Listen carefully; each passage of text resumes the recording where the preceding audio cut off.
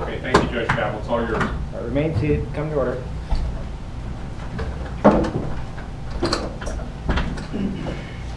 Okay, let's go to the case of the people of the state of Ontario versus Janet Smith. Appearances, please.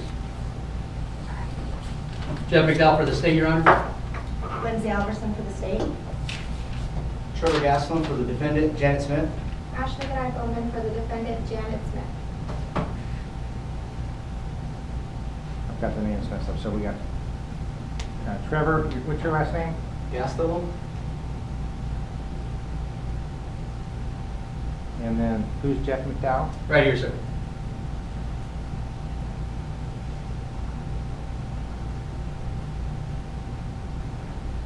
And who's Lindsay?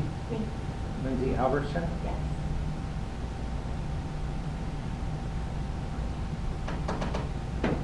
And then who is Ashley? That would be me. And how do you say your last name? Sarai Bowman. Trial Bowman. Okay.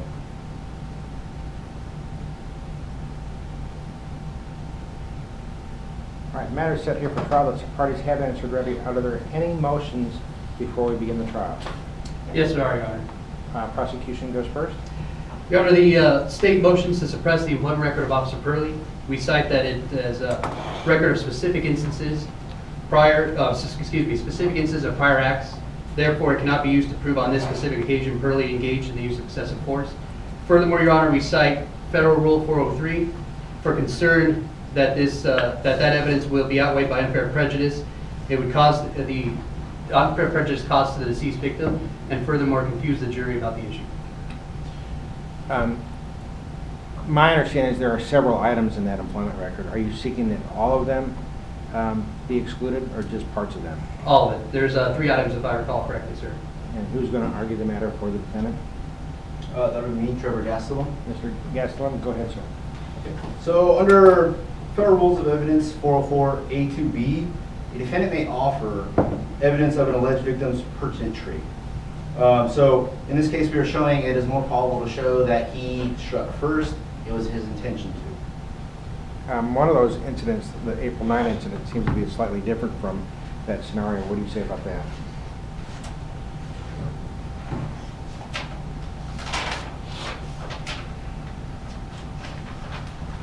My understanding is it was an accidental discharge scenario. Yes, correct, and that's what we are claiming here, is an accidental discharge. And so how is that, I'm sorry about that. How does that help in terms of the issues in the current case? How is that relevant to it? Well, it shows that, he has a propensity for violence. But that was an accident, right? Isn't it agreed that that was an accidental discharge of the weapon? He was reprimanded? Well, I mean, it shows to the weight of him accidentally discharging a weapon again later on this time. He accidentally discharged it then we're saying more like it could be an accidental discharge this time. Okay, that's the theory. Mr. Gastelum? Mr. McDowell. Oh, I'm sorry. It's quite all right, sir. Mr. McDowell. Not to get too far into the case, Your Honor, and please stop me if I stray too far, but my understanding is defense counsel is already trying to argue that Officer Purley accidentally discharged the weapon against himself. That doesn't seem to add up, sir. Officer Purley is the deceased officer here. So I don't see why the accidental discharge is going to come into play on him shooting himself, supposedly. Again, I think this leads to the 403 issue, where it already seems extremely confusing. Any comments on the other items? We have the incident in 2005, the incident in 2007. Any comments about that? Anybody drawing any distinction between those incidents and the current case? Again, Your Honor, we do not. Especially with the period, the extensive period of how far back those are, we think it's quite clear that if this were to come into evidence, it'd be extremely prejudicial towards Officer Purley, who's not on trial here, sir. Well, I understand. Okay. Mr. McDowell? Mr. Gastelum? Sorry. We're having a problem with that. Sorry. Well, it appears to us, it seems like these instances are relatively similar to the instance at hand. We have an officer involved shooting, and it goes to his intent. intent to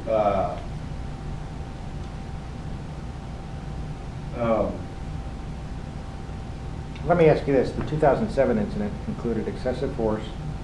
He was not suspended. He was cleared of wrongdoing. There was a lawsuit filed, and that case was settled. Are you seeking to have all of that received? yes. And what would be the basis to have the lawsuit received? It goes to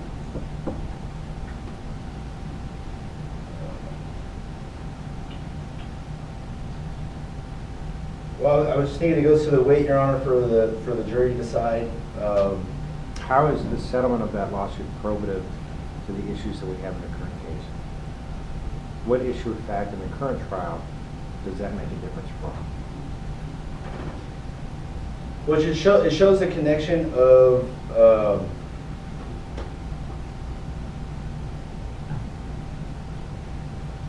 you know,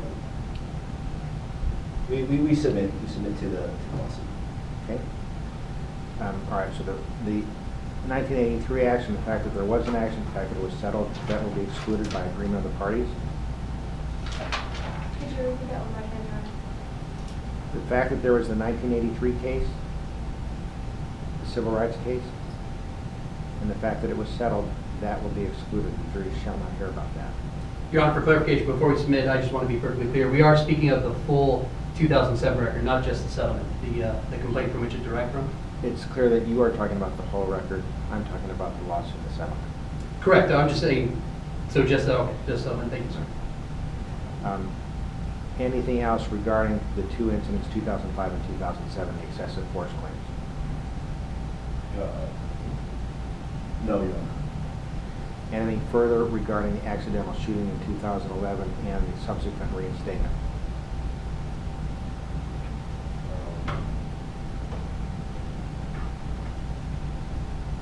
Again, it goes to. You can say no if you have Yeah, nothing no, further sorry. to add. Okay. All right, the ruling of the court is as follows. The accidental discharge situation in 2011, the court is going to exclude that. In the view of the court, it's a different scenario than what was presented in the current case. And so its probative value is quite minimal. Its prejudicial effect is substantial.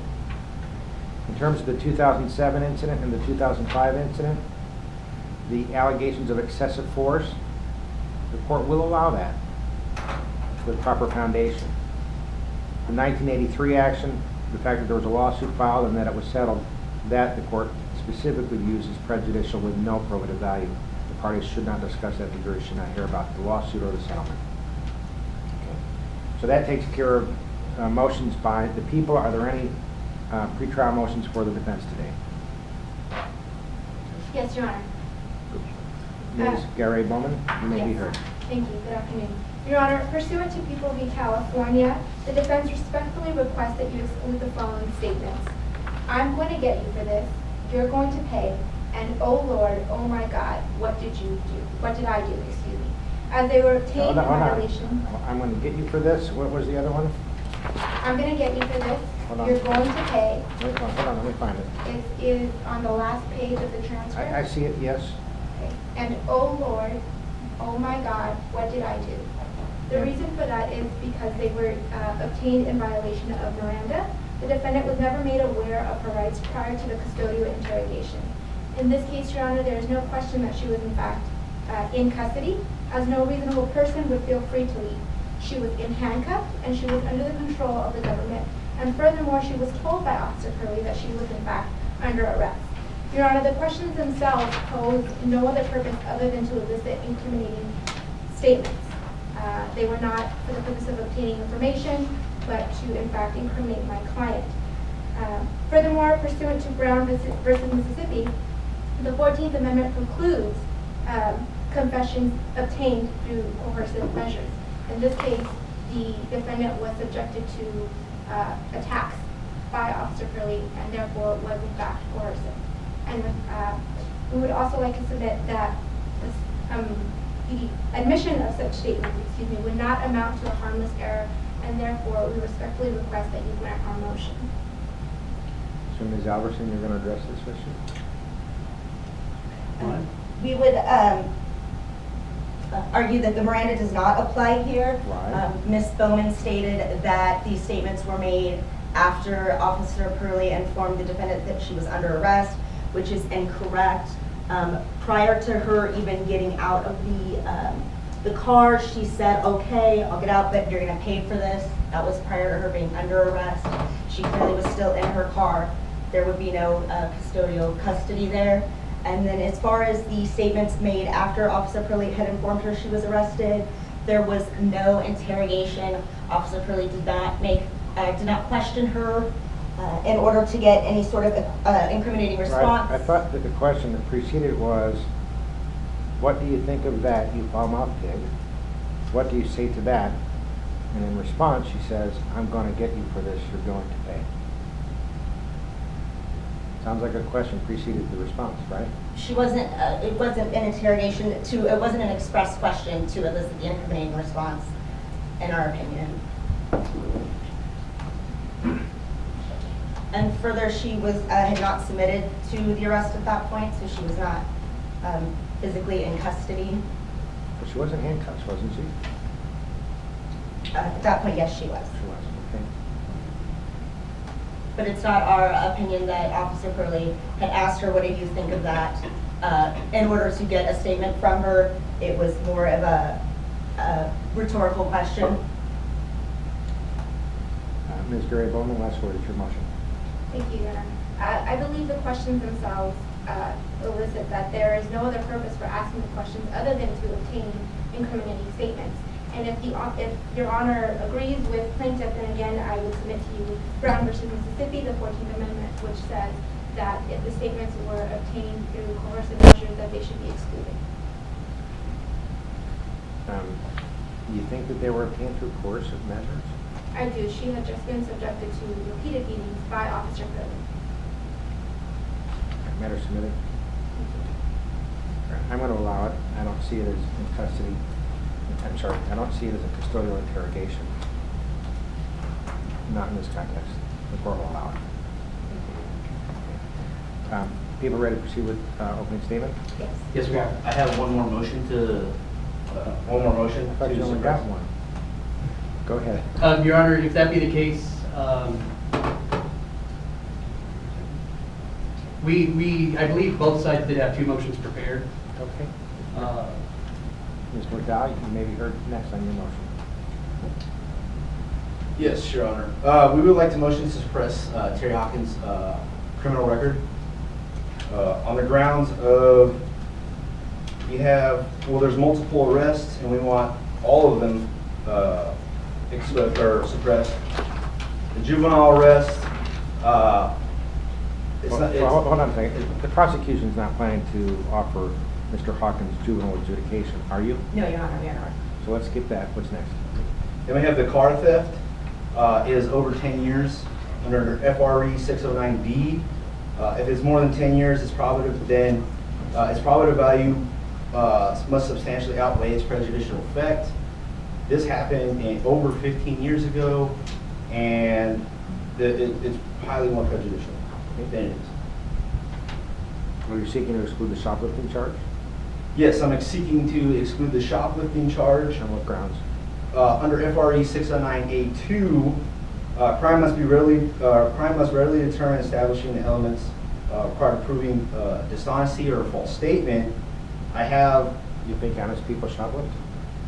Well, I have two cases here, Your Honor. I have United States versus Sellers, which specifically states that crimes such as theft, robbery, or shoplifting do not involve dishonesty or false statement within the meaning of 609A2. Unless you're the victim who's going to look for your stuff and can't find it because somebody took it, right?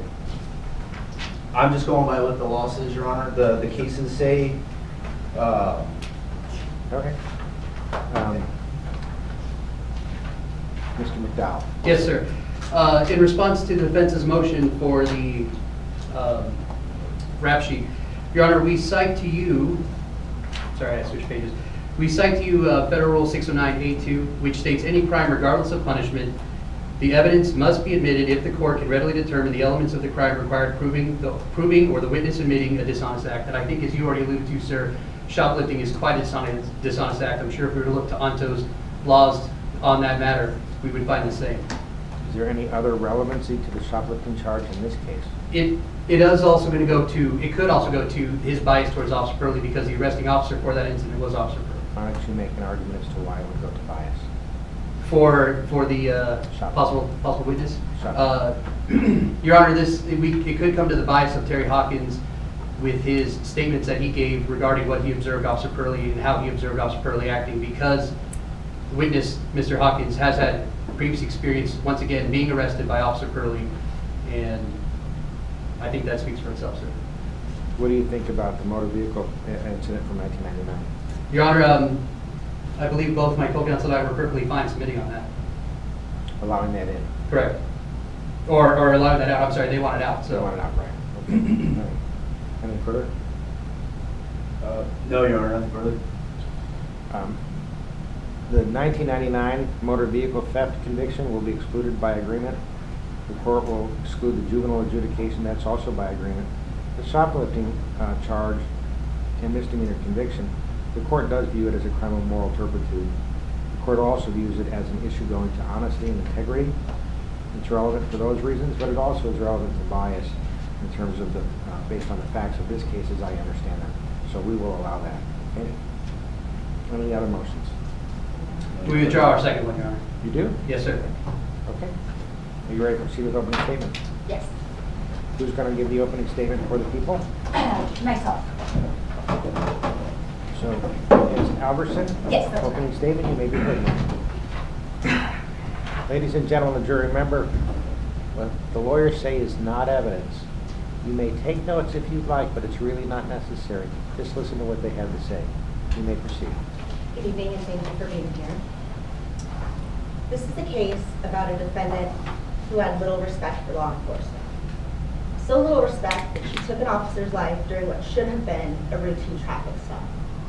A traffic stop for failure to signal happens hundreds of times a day all over the country.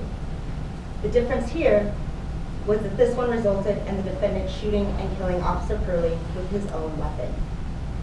We will show by the defendant's own words from transcription of the audio recording from that evening, the defendant told Officer Purley that she was going to make him pay for pulling her over and asking that she put out a cigarette. None of Officer Purley's lawful requests should have resulted in him being killed that evening. The interaction should have ended with a simple citation and both parties going on about their evening. However, the defendant here made the decision that she was not going to comply with Officer Purley's requests. And when he attempted to arrest her, she physically resisted him. So much so that Officer Purley felt that it was necessary for him to call for backup. And while he waited for that backup, he tried to maintain control of the situation, as he was trained to do, eventually unholstering his weapon in an attempt to keep the defendant from resisting any further. Officer Jones, who is Onto Police Department's supervising officer, who you will hear from today, was only a few miles away when he got that call for backup and responded. But unfortunately, it was too late. As he arrived on the scene, the defendant shot Officer Purley. After Officer Jones arrested the defendant, she repeated on the way to the station over and over again, "Oh God, what have I done?" But the defendant knew exactly what she had done. Gunshot residue was found on the defendant's hands, and Officer Purley and the defendant were the only two at the scene that night. The evidence will be clear that the defendant murdered Officer Purley, and at the conclusion of this case, we will ask that you render a verdict of guilty. Thank you. All right, thank you, Ms. Albertson. Defense ready to proceed? Yes, Your Honor. Mr. Costello, you may proceed.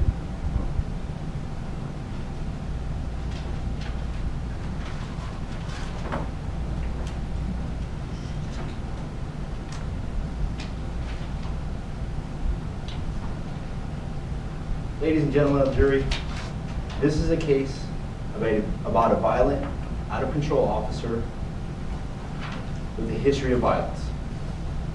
Now, not all officers are violent and out of control. The facts of this case will show that Officer John Purley was violent and out of control.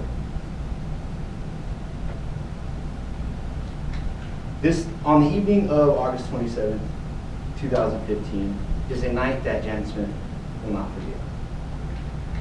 Janet Smith was traveling on Old Route 87 when Officer Purley came flying up behind her.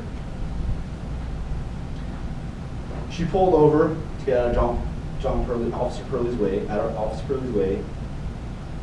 and as she pulled over, he pulled over as well, to her surprise.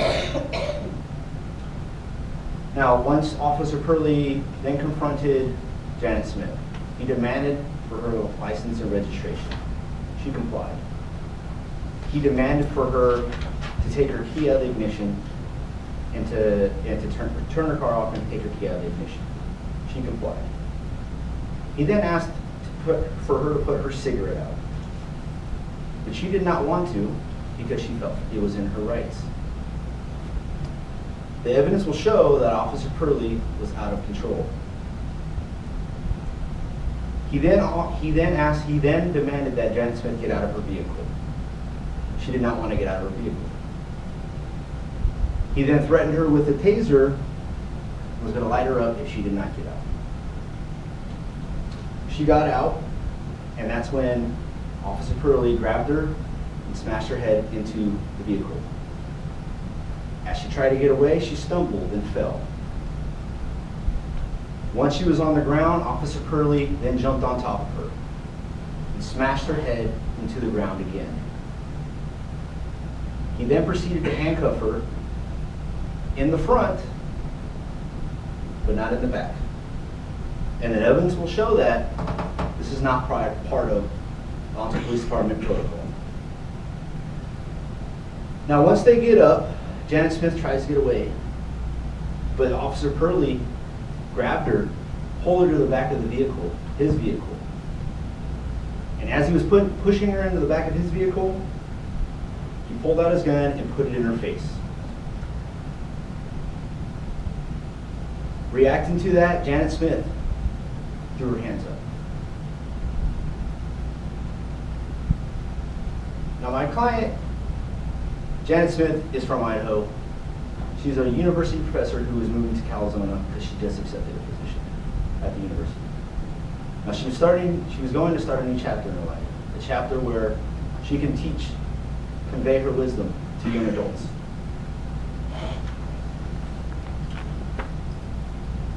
Now, the evidence of this case will show that Officer Purley has a prior history of being violent. Today, ladies and gentlemen of the jury, you will hear from a few witnesses. You will hear from Terry Hawkins. He will tell you that he doesn't know Janet Smith. He will tell you that he saw Officer Purley smashing Janet Smith's head into the ground, that he saw her pulling her to the back of his vehicle, and that he saw Officer Purley put his gun in Janet Smith's face. Now, the evidence will show that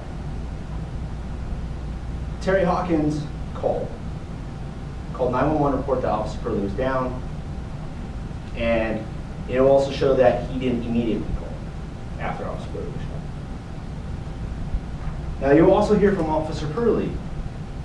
Officer Purley will tell you that, or Officer Jones, sorry. Officer Jones, you will hear from Officer Jones. Officer Jones will tell you that he was 2 miles away 2 minutes before Terry Hawkins had called. Now, you will also get to see a partial transcript.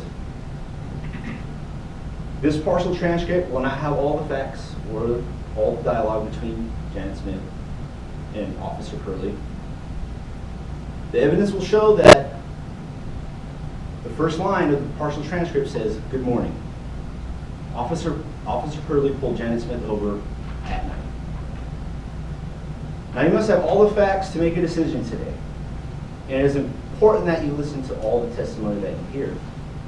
The great state of Calzona wants its officers to behave and follow correct procedures.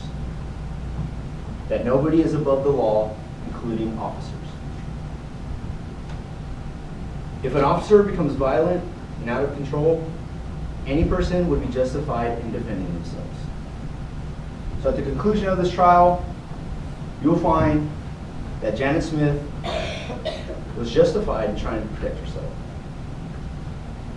and that this was an accident. Thank you. Okay. Thank you, Mr. Gustelum. People ready to proceed? Yes, sir. I'm going to call your first witness. Thank you, Your Honor. At this time, the state calls, Supervising Officer Jones. Mr. Jones, come forward, please. Raise your right hand. Swear to tell the truth, the whole truth, and nothing but the truth, so help you God. I do. Please be seated. Thank you. Good evening, Officer Jones. Evening. Would you please state your name and occupation? Officer T.L. Jones, and I am a supervising officer for the City of Ontario Police Department. Thank you very much. What city is Ontario in? Excuse me, I'm sorry. What state is the city of Ontario in? Ontario is in the state of Calzone. And how long have you been a police officer? 20 years. Okay. Were you on duty the night of August 27th, 2015? Yes, sir, I was. And what were you doing that night? I was on duty, and around 6:30, I was taking a break at the Ontario Diner. And do you recall what happened that night? I do. While at the Ontario Diner, I received a call that Officer Purley was in need of backup because he had a suspect resisting his attempt to arrest.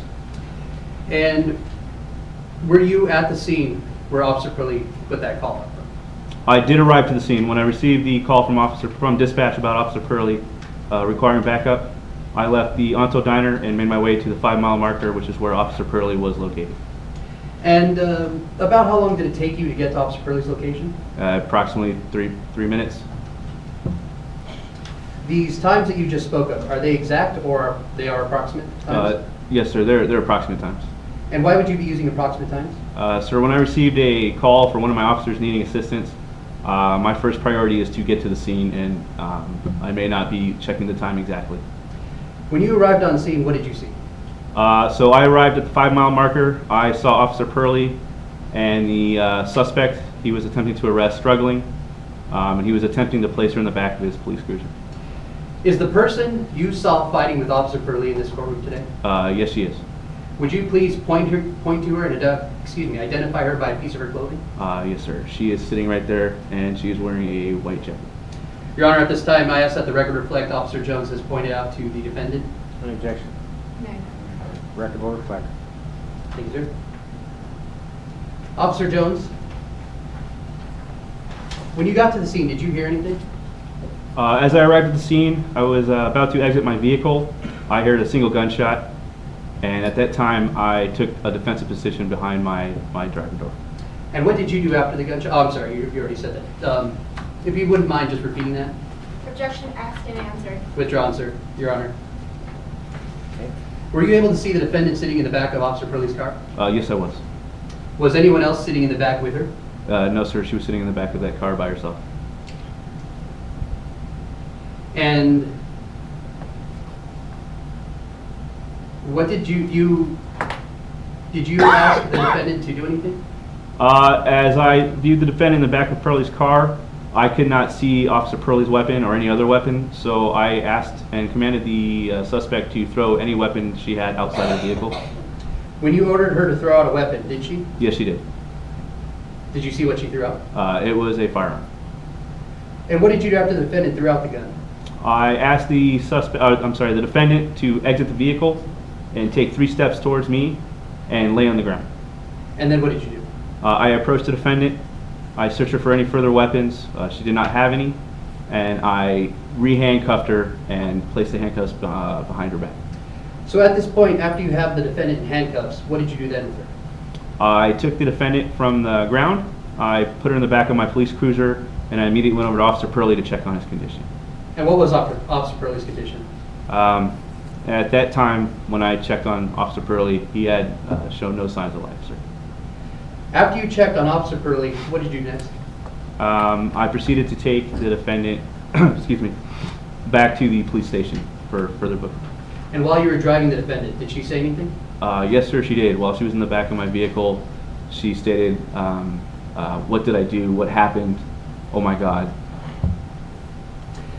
Officer Purley is a 20-year veteran police officer. How familiar are you with the City of Ontario police procedures and training for the police department? I am well versed in the procedures of Ontario Police Department.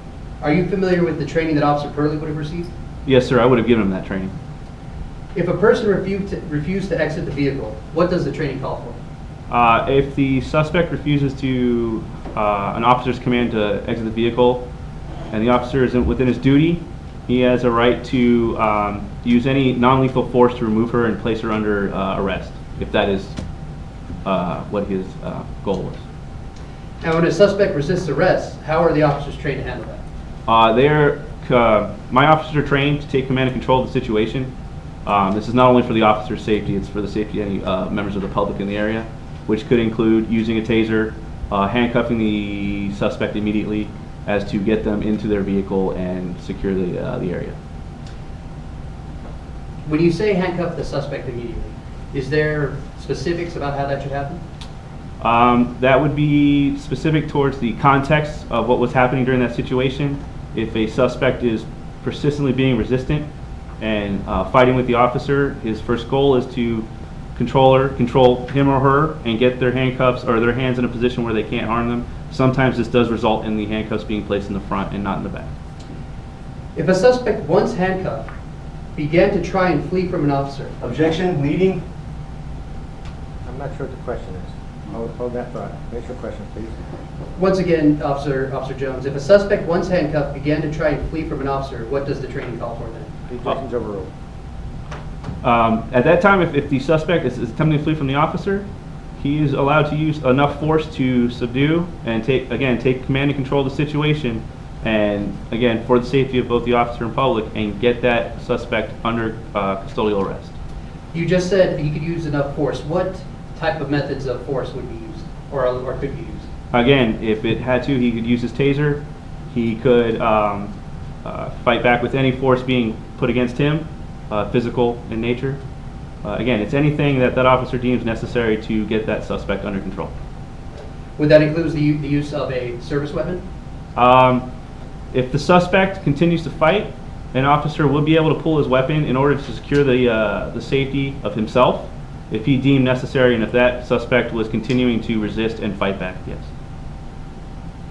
If an officer, when you train your officers, if an officer is in fear for their life, how do you instruct them to react? If an officer is in fear for his life, or is under the impression that he is in immediate danger of losing his life, that officer is allowed to use any force necessary, including deadly force. Officer Jones, from what you were able to witness before Officer Purley was shot, do you feel Officer Purley acted within proper police procedure? Yes, I do. No further questions, Your Honor. Cross-examination.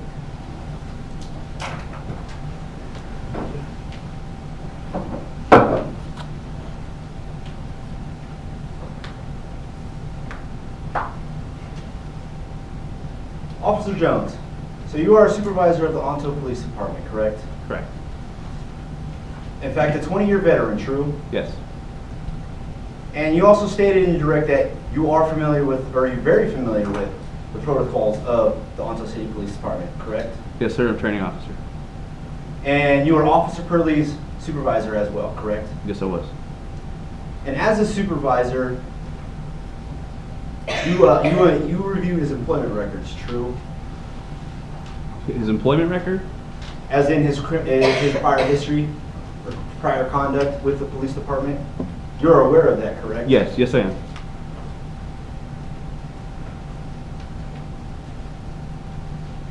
And you are aware that previously Officer Purley was involved with a fatal shooting of an unarmed suspect, correct? Yes. And you also are aware of the fact that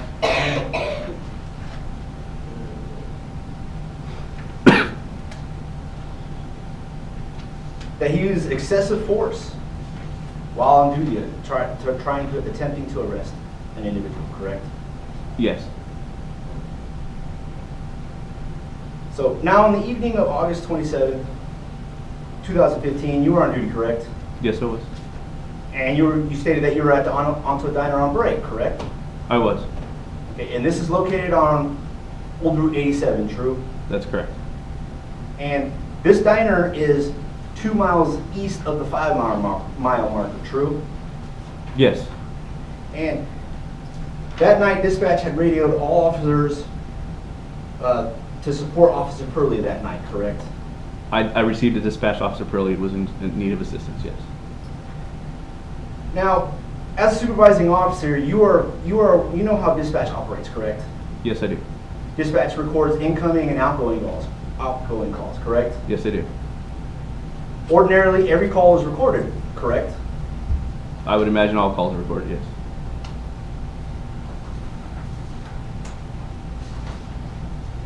Your Honor, may I approach the witness? You may. I am now showing the witness what has been marked as Defense Exhibit 2 for identification. Now, this is the Ontario City Police Department dispatch log, correct? Yes. And this is a fair and accurate representation of that dispatch log, correct? Yeah, it looks to be. And this log is done ordinarily in the ordinary course of business of the Ontario City Police Department, correct? Yes, it is. Your Honor, the defense requests that the Ontario Police Department dispatch log be submitted into evidence. Has it been marked? Or as Defense Exhibit 2 has been marked for identification as Defense Exhibit 2, be moved into evidence. Any objection to defense number 2? Indeed, they are, sir. According to the discovery records, Accurate Transcription Services is the custodian of records for all records for the police department. So we do not feel that Officer Jones can authenticate this record. Would you like to voir dire the witness on the topic? I'm sorry? Would you like to voir dire the witness on the topic? Not at this time, Your Honor. Exhibit 2 will be received. Over objection. Objection noted. Do you need references? No. Officer Jones.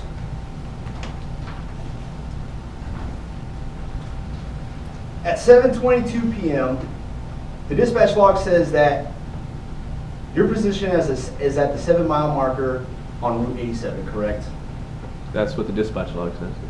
And that's where the Onto Diner is located, correct? Yes. And on this dispatch log, it also says at 7:24 p.m. that 911 call from civilian that officer had been shot at mile 5 marker on Route 87. Correct? Yes. Now, when responding to this dispatch call, you had to get in your car, correct? Yes, I did. You had to open the door. Yes. You had to get in. Yes. Objection, Your Honor, relevance? Overruled. So it's going to how long it's taking, and we all appreciate that at this time. Go ahead, sir. You had to turn the car on. Yes, I did. Then you had to put it in drive. I did. And then you had to drive 2 miles to get to the 5-mile marker. Yes, I did. And all this in less than 2 minutes, correct? Again, approximately took me 2 minutes. It may have been more, it may have been less. I was more focused on getting to the scene. So is that a yes? Approximately 2 minutes, yes. Now, when arresting someone, you have to handcuff them from behind, correct? That is the procedure when the suspect is not resisting, yes. And Janet Smith was handcuffed in the front when you got there, true? That's true. Now, earlier you had said that you follow all the that you are aware of the protocols and that you follow the protocols of the police department, correct? That is correct. Now, you know it is not protocol for an officer to yank on someone's handcuffs, am I right? I would not advise any of my officers to yank on someone's handcuffs. That's a yes. Yes. It is not protocol for an officer to smash someone's head into the ground, correct? Objection, Your Honor, argumentative? Response? He's testifying to the protocols, and I'm just trying to figure out if that's The objection protocol. is argumentative. Do you have a response to that objection? It's not a relevant objection.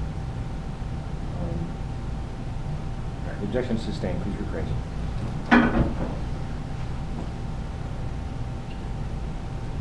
Please rephrase.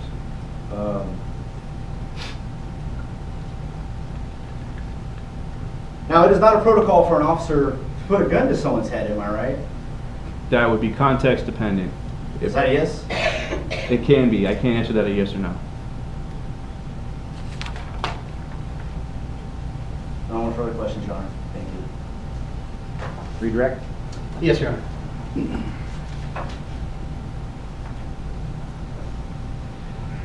Officer Jones, you just testified about Officer Purley's 2005 employment record incident, correct? Correct. And that 2005 shooting, Officer Jones reprimanded for that? Yes, he was.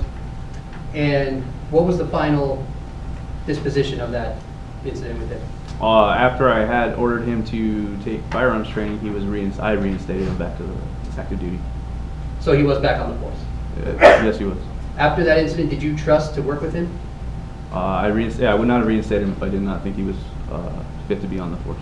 And earlier on cross, you also testified something to come up about the times. You said you were so focused to getting to the scene.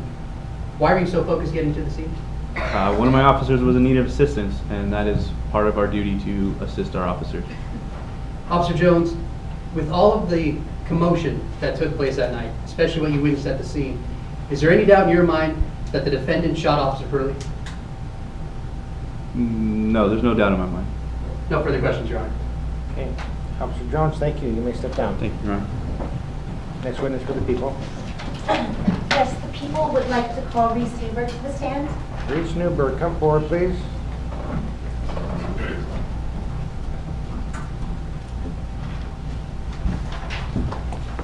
Swear to tell the truth, the whole truth, and nothing but the truth, so help you God. I do. You may be seated. Can you please state Hold on. your... Oh, sorry. Ms. Alverson, you may proceed. Can you please state your name to the record Reese Newberg. and your occupation? I am a transcription technician. And who is your employer? Accurate transcription. And can you describe basically what being a transcriber entails? Being a transcriber entails accuracy and speed. While listening to an audio or any type of whatever we're transcribing, we would have to ensure that there's accuracy and at the same time we're doing it at an efficient time. And does Accurate Transcription Service handle all of the transcribing and documentation services for the Ontario Police Department? Yes, we do. And do they handle any other records aside from transcription? Arrest records and employment records. Okay. Were you the transcriptionist that was in charge of transcribing Officer Purley's audio recording from August 27th, 2015? Yes, I was. Your Honor, may I approach the witness? You may.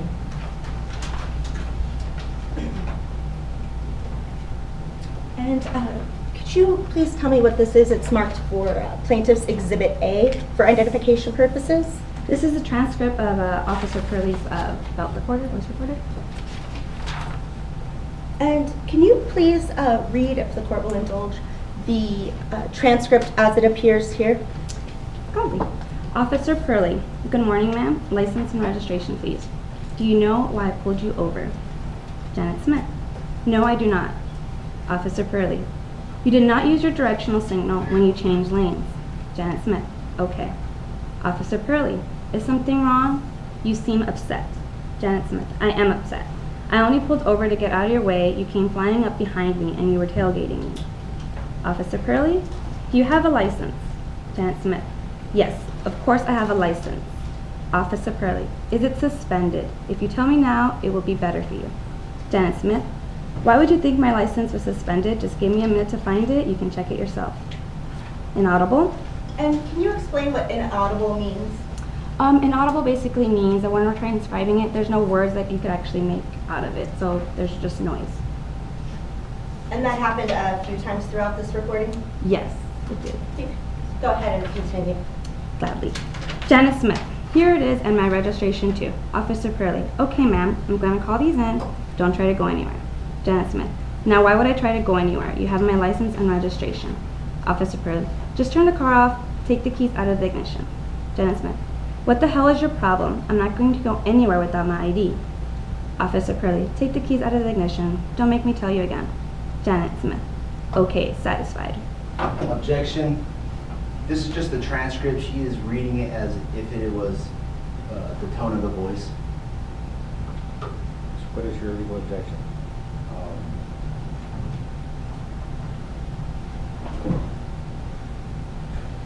Objection hearsay, Your Honor. These are out-of-court statements that are being offered to prove the truth of the matter asserted.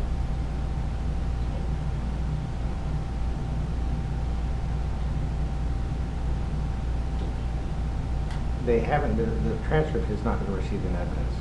I'm attempting to lay the foundation as she is the custodian of the document and transcribe. Why don't we take it in order? Why don't we lay the foundation if you can? And then I'll take up the hearsay objection depending on whether you lay foundation, okay? The objection is sustained, but temporarily. Okay, go ahead. Just to confirm, you are employed by Accurate Transcription Services, correct? Correct. And you specifically transcribed this document? Yes, the one in front of you. And does this appear to be a true and accurate depiction of the transcribing that you did? Yes, it does. And was there anybody else involved in the transcribing of this particular audio recording? No, ma'am, there wasn't. So it was within your sole control? Yes. Thank you. Your Honor, we would ask if we have laid sufficient foundation to enter the dispatch log into evidence. And what's the exhibit number? It is marked Exhibit A for identification. Any objection to Exhibit A? Yes, Your Honor. Again, we object that it is hearsay and that it's being offered to prove the truth of the matter asserted. Now, I had the distinct impression in our pretrial conference that you would want this transcript received, and you wanted excluded. Only if it's being offered to prove the truth of the matter asserted, so that would be. No, it's one way or the other. Do you want it excluded or do you want it in? I had the distinct impression that both sides wanted it to be received. We'll submit, Your Honor. Well, I'm asking you what you want. Don't submit. I want to know what you want. We'll to be admitted into. No objection. A is received.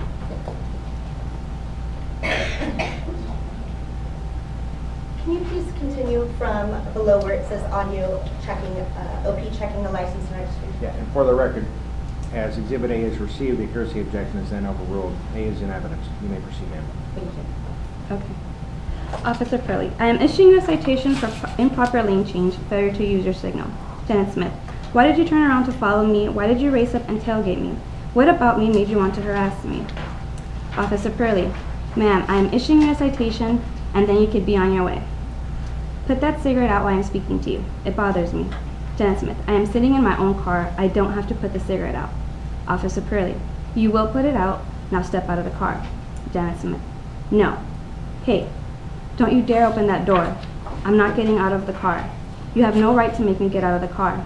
Officer Purley, step out of the car or I'm going to drag you out. Parentheses. Officer requesting backup at the 5-mile marker on Old Route 87. I have a perp resisting arrest.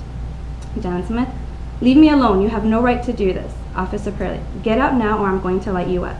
Janet Smith, you are going to tase me over a turn signal? Okay, I'll get out. But you're going to pay for this. Officer Purley, out now. Inaudible words and sounds of a scuffle. Janet Smith, my head. You slammed my head on the ground. What the...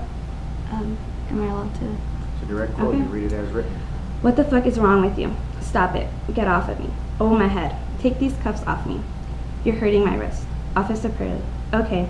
Now you are under arrest. What do you think of that, you foul-mouthed pig? You're going to jail because you don't know your damn place. What do you say to that? Janet Smith. I'm going to get you for this. You are going to pay. Inaudible words and sounds of a scuffle. 1 shot fired. Janet Smith. Oh Lord. Oh my God. What did I do? Thank you. Jury indulging that. So this, just to confirm, is not a complete transcription of all of the audio from that recording. No, it is not. And the original audio, is that available for us to listen to?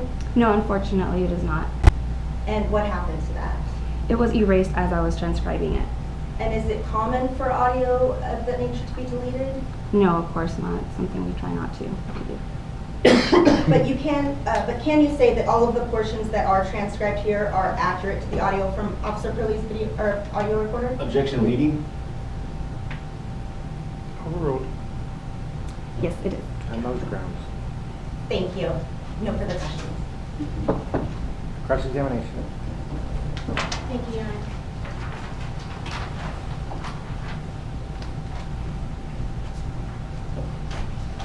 Excuse me, Your Honor, would the court be opposed to me moving the podium? No. Feel free to move about the court. Thank you.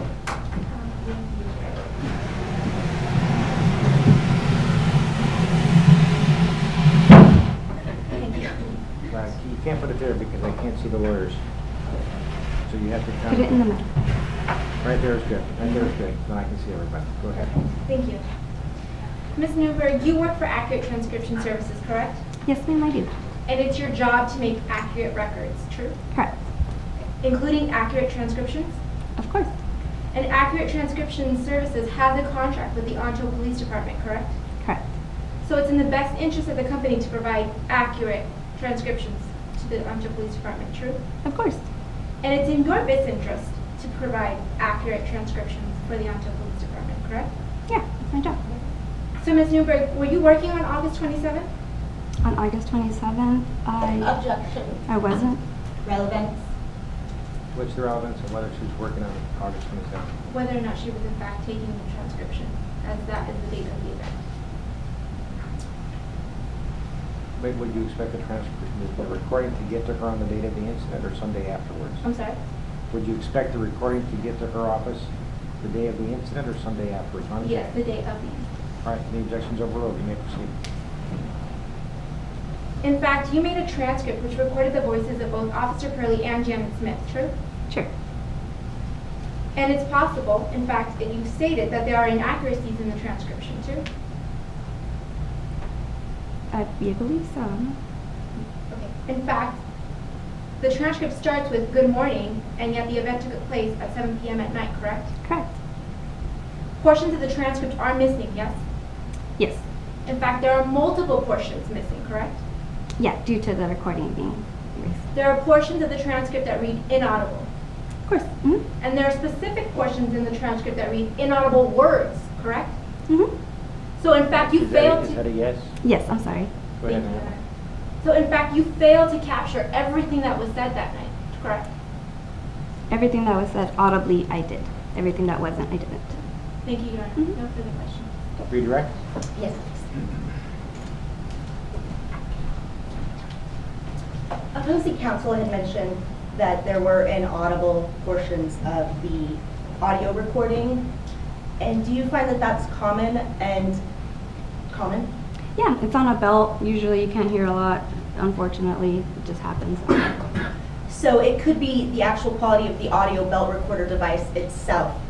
Yes, that it is. Yeah. that caused it. Thank you, Your Honor. No further questions. Okay. Next witness, I'm sorry, you may step down. Thank you for coming in. Next witness for the people. Sorry? Next witness for the people. We have no further witnesses. Thank you, Your Honor. Do you rest? At this time, we do rest, sir. People have rested, okay? You guys ready to proceed or you need a break?